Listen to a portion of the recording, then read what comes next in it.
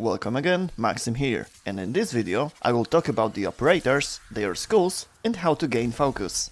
Of course, there's no way to avoid some spoilers, as the operators are related to the story quests and are available after a few of them. There will be major spoilers from these story quests. The operators are young people who developed unique skills after the incident on the Zarimman 10-0. The most important skill is the transference, the ability to manipulate objects that are distant in space and perceiving the world from their perspective. I'm talking about the Warframes. Operators over the years developed their skills in special schools that had different goals and approaches to their powers. Operators are also capable of using amps, special weapons that are powered by the void, power hidden inside their bodies. Let's start with the basics of using the operator. Being in the operator's form, you can hide in the void while crouching. In this state, you can jump at short or long distance, depending on whether you tap or hold the jump button. This is a void sling, previously void dash. You can also perform a dash without crouching, by pressing the jump button at least twice, where the second and all the subsequent presses define the length of your jump. Left mouse button fires the basic amp attack, and secondary attack with the heavy melee attack button. Operators now also have two skills that can be activated by the same buttons as Warframe skills. Which skills you have depend on active operator skill. For a quick return to Warframe, push the basic melee attack button. Now, let's talk about the skills.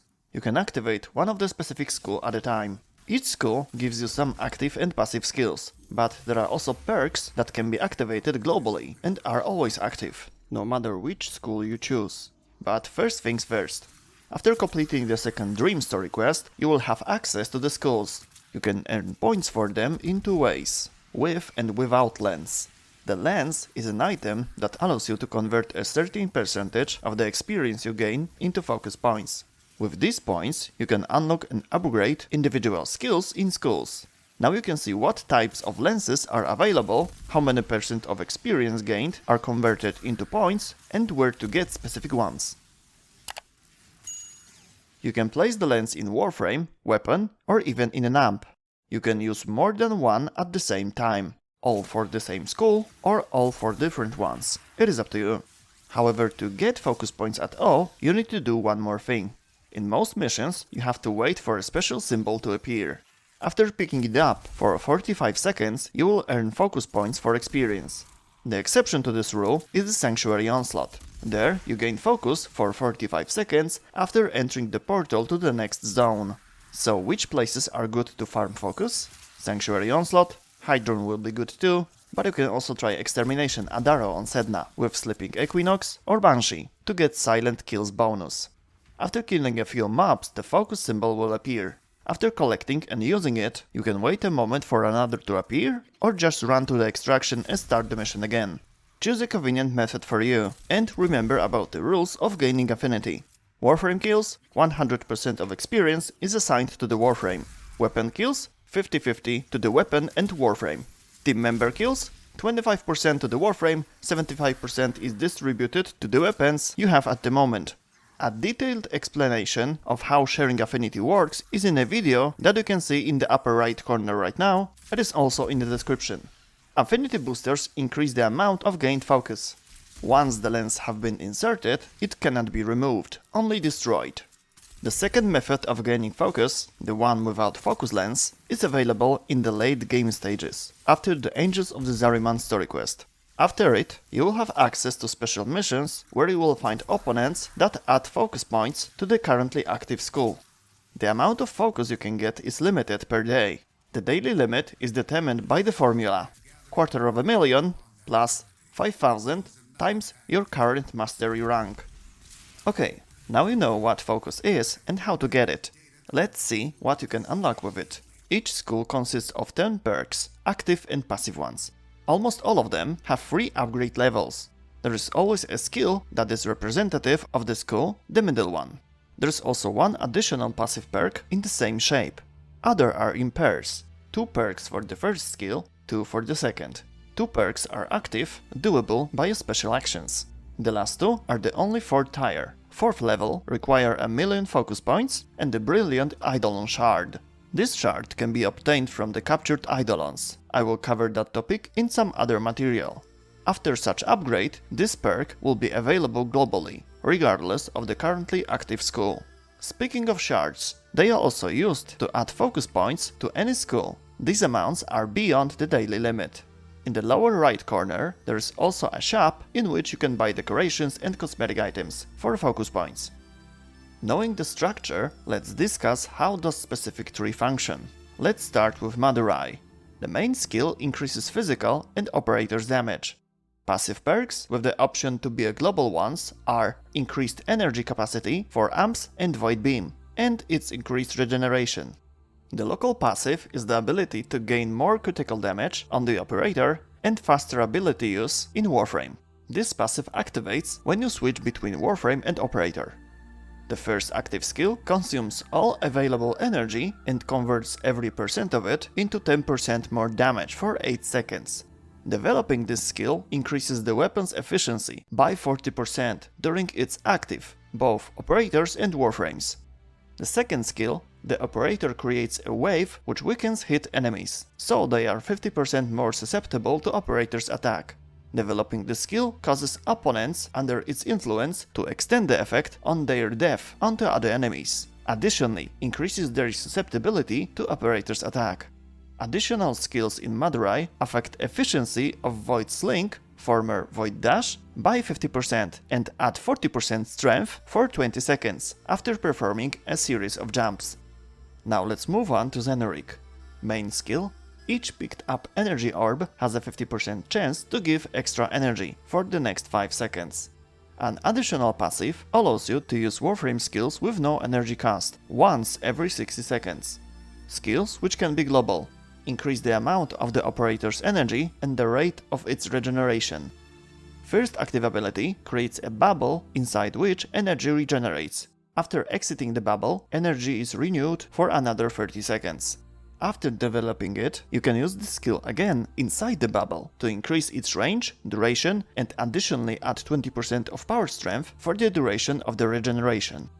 The second active ability creates an area that slows enemies down. Development increases headshot damage to slowed enemies.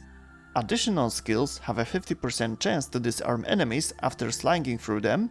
The second ability here increases the operator's energy regeneration rate by 10% for 10 seconds after killing a disarmed enemy, stacks up to 4 times. Naramon. The main skill guarantees a slow combo reduction while out of combat instead of depleting it completely. The passive guarantees 45% more affinity for melee kills. 4-level passives increase the Void Sling range and the speed of the operator's movement. The first active ability creates a wave that hits enemies and suspends them for 4 seconds in the air. Upgrade guarantees 50% more damage for 60 seconds for each suspended enemy, stacks up to 4 times. The second ability increases the width of the next Void Sling by 200%. Enemies hit by it become vulnerable to finishers, which deal 30% more damage. This upgrade guarantees an increased critical chance on melee weapon by 50% for 40 seconds, if you start a finisher with an operator. Additional skills: Slam attack in the operator's form summons Warframe, after which it will gain 2 times more combo for 20 seconds. And returning to the operator with a multiplier times 8 or higher increases the damage of the amp by 100% for 40 seconds. Vazarin. The main skill increases the affinity range by 25 meters. Passive 1. The first 4 revives on a player, ally or companion are instant. The next ones are 100% faster.